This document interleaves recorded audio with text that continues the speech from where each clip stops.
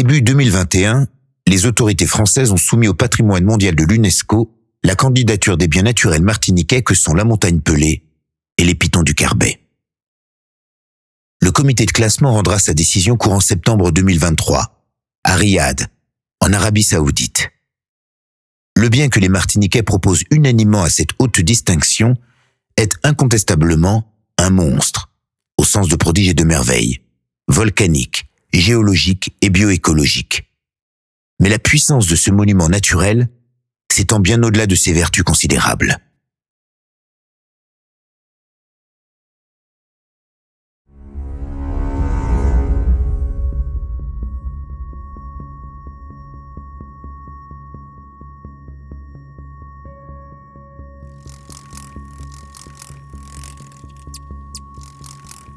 La montagne Pelée est l'ultime volcan vivant de la Martinique.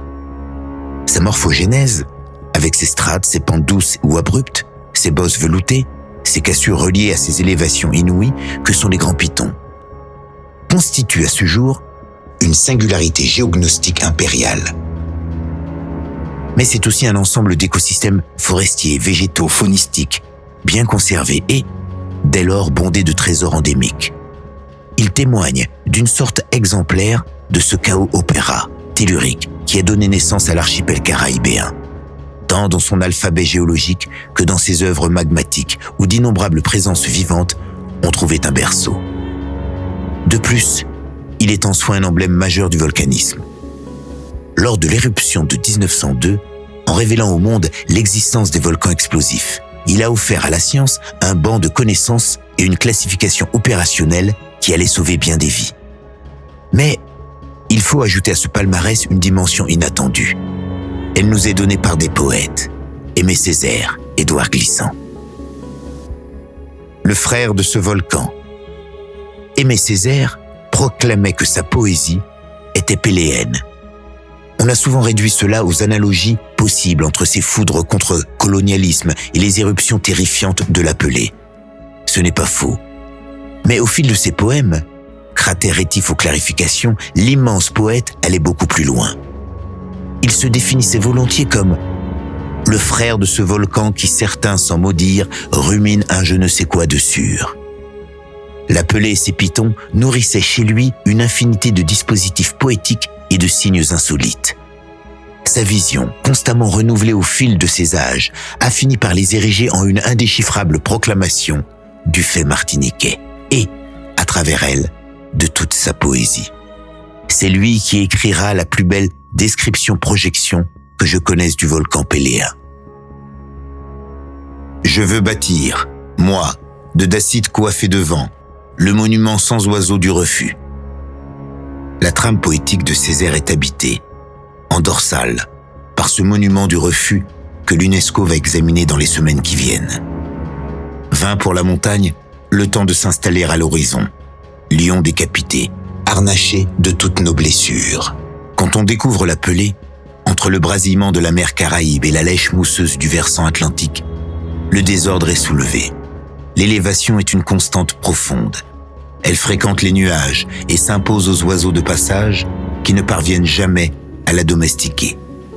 Malgré ses veloutés, la beauté stupéfiante de ce vieux lion et de son courroux de pierre émarge en un paradoxal délice aux explosions passées et à celles que l'on craint. Il y a là déjà de quoi fasciner un poète. Mais on le sait, la vision de Césaire ne s'attarde pas aux évidences. Botaniste obsessionnel, curieux fondamental, il s'intéressait aux arbres, aux fleurs, aux herbes, aux plantes, à la nature hygrophile, du lieu et aux vivants en général. Il était roche, il était arbre, il était fleur. C'est vrai que sous le règne du colonialisme, on apprend à aimer ce qu'il déteste et qu'il détruit. C'est vrai aussi que la poésie, en son principe, offre d'ouvrir des trouées galactiques dans le moindre détail. Ces promenades rituelles, nombreuses, interminables, ces contemplations infinies, nous ont comblés de révélations poétiques qui surprendraient bien de ces touristes, qui réduisent nos pays aux plages, boudins, tiponches et cocotiers.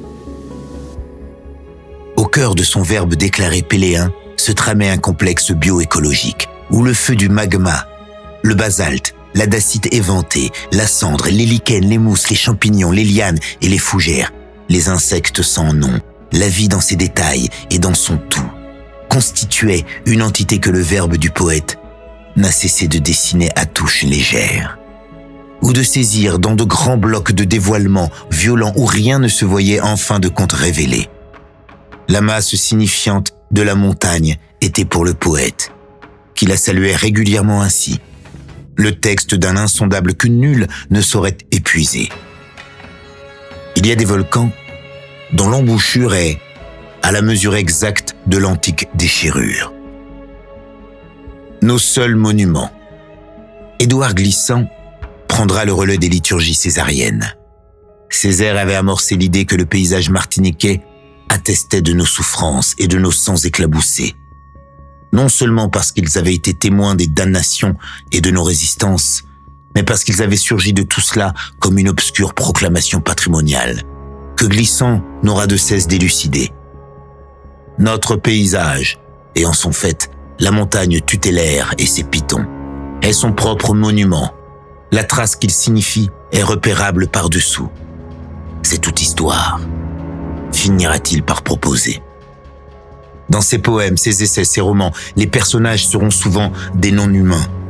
Le vent, une rivière, un delta, un serpent, de grands arbres.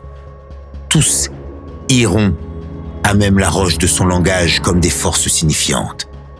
La signification, l'histoire, du paysage ou de la nature, c'est la clarté révélée du processus par quoi une communauté coupée de ses liens ou de ses racines, et peut-être même au départ de toute possibilité d'enracinement, peu à peu souffre le paysage, mérite sa nature, connaît son pays. Mais le plus important sera la lecture dynamique que fera Glissant de nos paysages. Dans un de ses romans, 2 lignées vont symboliser le peuple martiniquais, la lignée des Longwé et celle des Béluses. Les Béluses seront ceux qui sont restés sur les habitations esclavagistes. Ceux-là se sont opposés aux déshumanisations par des détours de survie débrouillardes où l'acceptation et le refus entretenaient des dépassements créatifs qui allaient tramer à tout jamais notre culture populaire. La lignée des Longwé, elle, sera fille de la montagne pelée et des pitons. Elle est constituée par ceux qui très tôt se sont enfuis des plantations, tous ceux qui, au fil des siècles et des résistances, allaient s'écarter vers les hauteurs, dans les grands bois en haut des mornes. Cette lignée sera fantasmatiquement celle de Césaire, qui se disait volontiers nègre, marron ou rebelle. Pour Glissant, ces 2 généalogies vont signifier nos paysages. Les littoraux, les plaines sédimentaires, les terres basses seront le domaine des Béluses.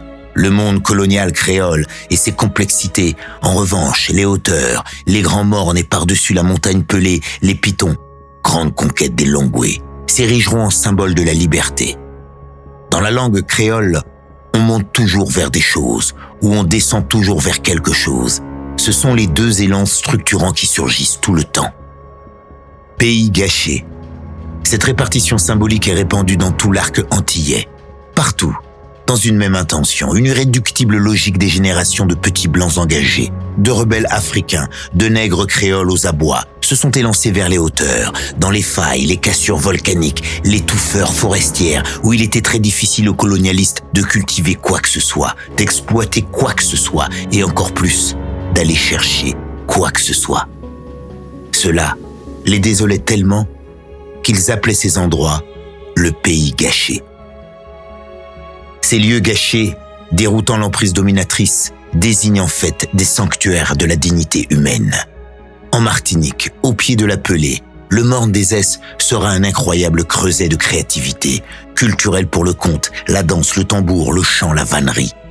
Comme si les auteurs avaient œuvré comme des refuges de la beauté. Les Mornes et la montagne ont densifié des pratiques culturelles, des savoir-faire et savoir-être avec une intensité identique à celle que la vie elle-même, dans ses anfractuosités, les ravines sombres et les forêts, avait assignée à notre biodiversité. Protéger ces biens, les reconnaître, les élever à la dignité du bien commun de l'humanité est une tâche qui nous revient d'abord à nous, Martiniquais. Cela au nom de tous. Nos 1000 km², menacés de partout, ont élevé bien au-dessus d'eux un symbole de liberté et de créativité qu'il est utile de voir briller. en nous comme dans les horizons, en étoiles partagées.